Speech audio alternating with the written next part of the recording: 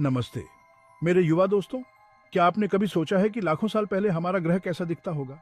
जरा सोचो, एक ऐसा समय जब आज के सारे कॉन्टिनेंट्स पहेली के टुकड़ों की तरह एक साथ जुड़े हुए थे, एक विशाल भूभाग बना रहे थे। इस महाकॉन्टिनेंट्स को पेंजिया कहा जाता था। पेंजिया एक अद्भुत जगह थी। डायनासोर इसके विशाल विस्तार में खुलेआम घूमते थे, लेकिन हर अच्छी चीज की तरह पेंजिया हमेशा के लिए नहीं रहा। लाखों वर्षों में यह धीरे धीरे टूटने लगा। पेंजिया से अलग होने वाले विशाल टुकड़ों में से एक था गोंडवाना। ये विशाल कॉन्टिनेंट्स अपने आप में एक दुनिया की तरह था। इसमें वह भूमि शामिल थी जो एक दिन दक्षिण अमेरिका, अफ्रीका, ऑस्ट्रेलिया, अंटार्कटिका और हमारी कहानी के लिए महत्वपूर्ण भारत बनेगी। गोंडवाना को एक विशाल बेड़े के रूप में सोचो, जो अलग होने पर प्राचीन पौधों और जानवरों को समुद्र के पार ले गया। इस यात्रा ने उस दुनिया को आकार दिया जिसे हम आज जानते हैं। गोंडवाना का टूटना एक धीमा और लंबा मामला था, जो लाखों वर्षों में फैला हुआ था। एक विशाल पहेली के चित्र को धीरे धीरे अलग होते हुए देखें। गोंडवाना के साथ भी यही हुआ। जैसे ही इस प्राचीन भूभाग के टुकड़े अलग हुए, वे अपने साथ जीवन के बीज ले गए जो गोंडवाना पर फले फूले थे। यह बताता है कि अब हम विशाल महासागरों द्वारा अलग किए गए महाद्वीपों पर पौधों और जानवरों के समान जीवाश्म क्यों पाते हैं। इंडियाई सब कॉन्टिनेंट, जो कभी गोंडवाना के भीतर मजबूती से बसा हुआ था, ने उत्तर की ओर एक लंबी और कठिन यात्रा शुरू की। भारत की कल्पना कीजिए, एक अकेला यात्री धीरे धीरे विशाल समुद्र के पार अपना रास्ता बना रहा है। यह यात्रा अंततः एशिया के साथ एक नाटकीय टक्कर की ओर ले जाएगी। एक ऐसी घटना जिसने आज हम जो विशाल हिमालय देखते हैं, उसे जन्म दिया। इंडिया ये सब कॉन्टिनेंट जीवन की एक समृद्ध टेपेस्ट्री को संरक्षित करता है, जो गोंडवाना के हिस्से के रूप में अपने समय को दर्शाता है। भारत में पाए जाने वाले जीवाश्म अजीब और अद्भुत जीवों से भरी भूमि की एक आकर्षक कहानी कहते हैं। विशाल सरीसृपों की कल्पना करें जो हरे भरे जंगलों में घूम रहे हैं, जबकि अजीब उभयचर प्रागैतिहासिक दलदलों में घूम रहे हैं। ये क्रीचर्स दुनिया के अन्य हिस्सों में लंबे समय से विलुप्त हैं। उन्होंने इंडियाई सबकॉन्टिनेंट पर शरण पाई और विकास किया।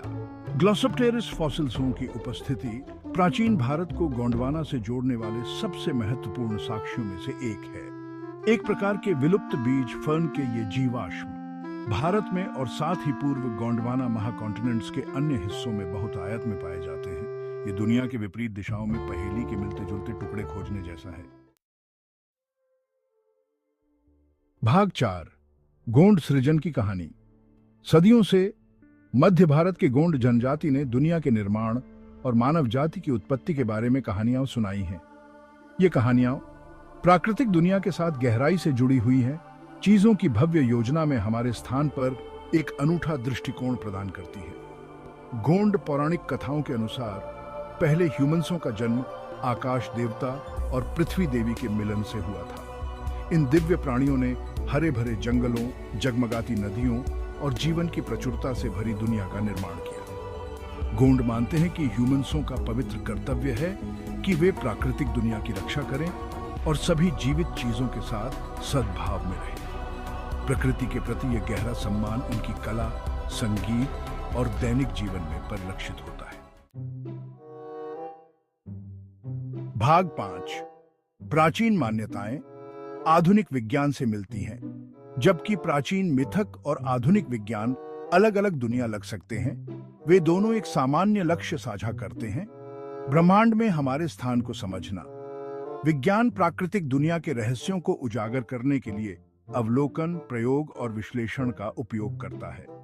आधुनिक विज्ञान हमें बताता है कि मनुष्य लाखों वर्षों में वानर जैसे पूर्वजों से विकसित हुए हैं। प्राकृतिक चयन द्वारा संचालित विकास की यह प्रक्रिया पृथ्वी पर जीवन की विविधता को आकार देती है। यद्यपि मानव उत्पत्ति के लिए वैज्ञानिक व्याख्या गोंड सृजन की कहानी से भिन्न है, दोनों दृष्टिकोण सभी जीवित चीजों के अंतर संबंध पर प्रकाश डालते हैं। हम सभी जीवन के एक विशाल और जटिल जाल का हिस्सा हैं, जो अरबों वर्षों से फैला हुआ है। भाग 6, प्राचीन ज्ञान की स्थायी शक्ति। पीढ़ी दर पीढ़ी चली आ रही प्राचीन कहानियां हमें प्राकृतिक दुनिया से हमारे गहरे संबंध की याद दिलाती है। वे हमें जीवन के नाजुक संतुलन का सम्मान करना और उस ग्रह को संजोना सिखाते हैं जिसे हम घर कहते हैं। जैसे जैसे हम ब्रह्मांड के रहस्यों का पता लगाना जारी रखते हैं, अतीत के सबक को याद रखना महत्वपूर्ण है। प्राचीन मिथ्सों और कहानियों में निहित ज्ञान हमें अधिक टिकाऊ और सामंजस्यपूर्ण भविष्य की ओर ले जा सकता है। आइए हम ऐसे जीवन जीने का प्रयास करें जो गोंडवाना की विरासत का सम्मान करे। एक ऐसी भूमि जहां लाखों वर्षों तक जीवन फला फूला और जहां मानव सभ्यता के बीज बोए गए।